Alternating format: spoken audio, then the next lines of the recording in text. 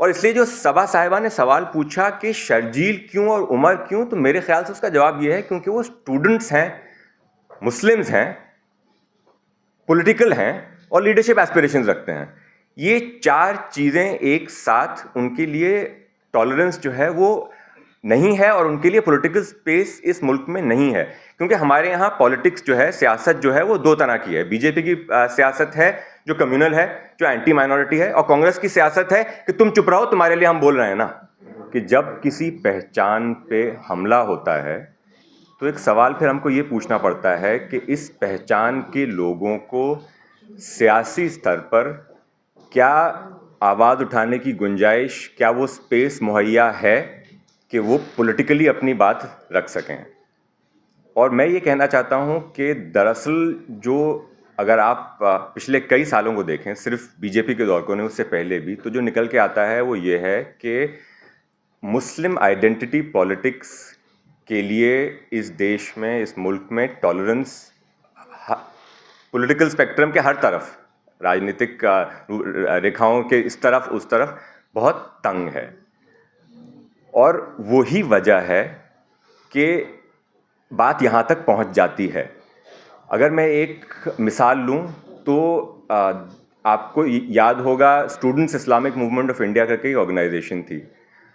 वो organisation ban कर दी गई थी NDA 1 वाजपेयी जी के दौर में। उनका दौर ख़त्म हुआ, वो बैन एक्सपायर हुआ, तो कांग्रेस पार्टी ने फिर वो बैन रिन्यू किया। दिल्ली हाई कोर्ट में जैसे गीता मित्तल का ऑर्डर है जिसमें उन्होंने जब वो बैन चैलेंज हुआ तो उन्होंने कहा कि there is no ground that I can see for why this organization has to be banned. कि कोई, उन्होंने कहा ओपिनियंस बहुत सारी हैं कि हमारे ख्याल से ये और वो, लेकिन कोई ग्राउंड में नहीं देखती हूँ, कोई बुनियाद नहीं देखती हूँ जिसके बेसिस पे इस ऑर्गेनाइजेशन को बैन किया गया है। तो उस पर UPA 1 ने फौरन दौड़ के अगले दिन सुप्रीम कोर्ट में सुबह उस ऑर्डर का स्टे लिया 2008 में। और 2008 से आज 2026 18 साल हो गए, उस केस की कोई फाइनल सुनवाई नहीं हुई। इस दौरान कई ऐसे प्रोसिक्यूशंस हो गए कि आप इस बैंड ऑर्गेनाइजेशन का हिस्सा थे या नहीं थे, were you not a member of this unlawful terrorist organization करके कई प्रोसिक्यूशंस हो गए जिसमें लोग कन्विक्ट हुए, जिन्होंने लोगों ने कई साल काटे। लेकिन वो ऑर्गेनाइजेशन क्यों बैंड है, इस सवाल का कोई जवाब नहीं दिया गया कोर्ट द्वारा। तो इसलिए जो हम आज ये बेल और ना ग्रांट होना जो हम कोर्ट का फेलियर बता रहे हैं, आप दरअसल पीछे हट के देखिए तो वो फेलियर एक्चुअली जो ओमिशंस हैं वो बहुत पहले से शुरू होते हैं।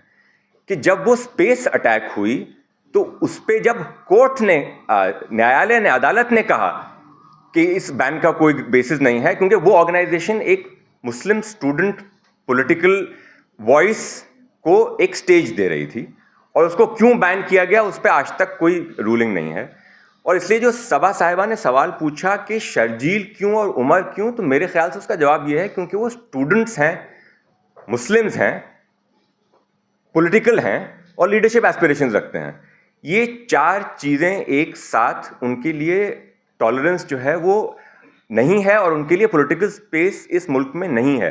क्योंकि हमारे यहाँ पॉलिटिक्स जो है, सियासत जो है वो दो तरह की है। बीजेपी की सियासत है जो कम्युनल है, जो एंटी माइनॉरिटी है, और कांग्रेस की सियासत है कि तुम चुप रहो, तुम्हारे लिए हम बोल रहे हैं ना। तो इसलिए ये तीसरी सियासत की कोई गुंजाइश मैं नहीं देखता हूं, और वही आज वजह है कि हम यहां तक पहुंचे हैं कि हम आज इस सवाल पे हैं कि ये 6 साल इनके लिए कहीं ज्यादा तो नहीं हो गए। सवाल ये था कि इनको हमारी सियासत ने क्या स्पेस मुहैया कराया कि ये नौबत ना आती। जो सिमी के साथ हुआ वो आज पॉपुलर फ्रंट ऑफ इंडिया के साथ हो रहा है कि अब NDA सरकार ने 2002 में पॉपुलर फ्रंट ऑफ इंडिया को बैन कर दिया है, और जब तक ये फैसला होगा कि ये बैन ठीक था या नहीं था और इसका UAPA के शेड्यूल में लाना सही था या नहीं था, कितने प्रोसिक्यूशन तो इस बिना पे हो जाएंगे कि आप उसके मेंबर थे या नहीं थे।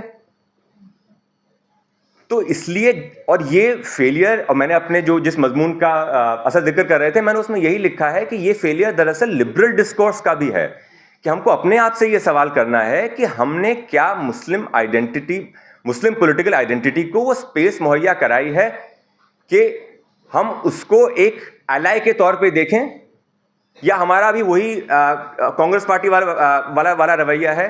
और इसीलिए मैंने अपने मजमून में ये लिखा कि उमर और शर्जील में जो आप फर्क देखते हैं, न्यूयॉर्क का मेयर जो है, शर्जील को तो कोई खत नहीं लिख रहा, ना शर्जील की बात कर रहा है। क्यों? क्योंकि उसकी पॉलिटिक्स मुस्लिम पॉलिटिक्स है, उसके नारे इस्लामी नारे हैं, उसके मीन्स ऑफ प्रोटेस्ट के आप जुमे की नमाज के खुतबे का इस्तेमाल कीजिए कि जुमे की नमाज के खुतबे में एक जब लोग इकट्ठा होते हैं तो फिर उनको जागरूक कराइए।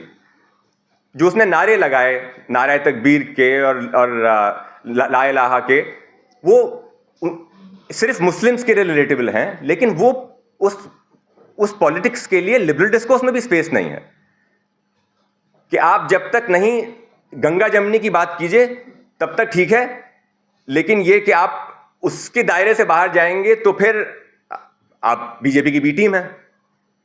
तो लिबरल डिस्कोर्स ने तो एआईएमआईएम जैसी पार्टी को भी अदर कर दिया कि नहीं, आप बीजेपी की बी टीम है। क्यों? क्योंकि आपकी पॉलिटिक्स मुस्लिम पॉलिटिक्स है।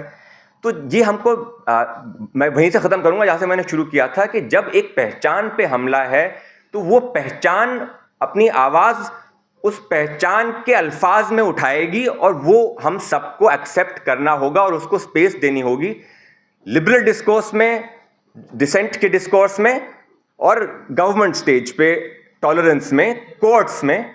और जब तक उस प्रॉब्लम को उस मसले का हल नहीं ढूंढा जाता तब तक शर्जील और उमर जैसे लोग जो हैं वो जेल जाते रहेंगे। और ये आखिरी जो बीमारी की आखिरी स्टेज है कि हम बुखार का इलाज करते हैं, तो वो बीमारी की आखिरी स्टेज पे आके हम कहते रहेंगे कि भाई ये लोग अंदर क्यों हैं, ये नहीं पूछेंगे कि क्या वो स्पेस हमने इनको दी थी कि ये नौबत ना आती। बहुत बहुत शुक्रिया।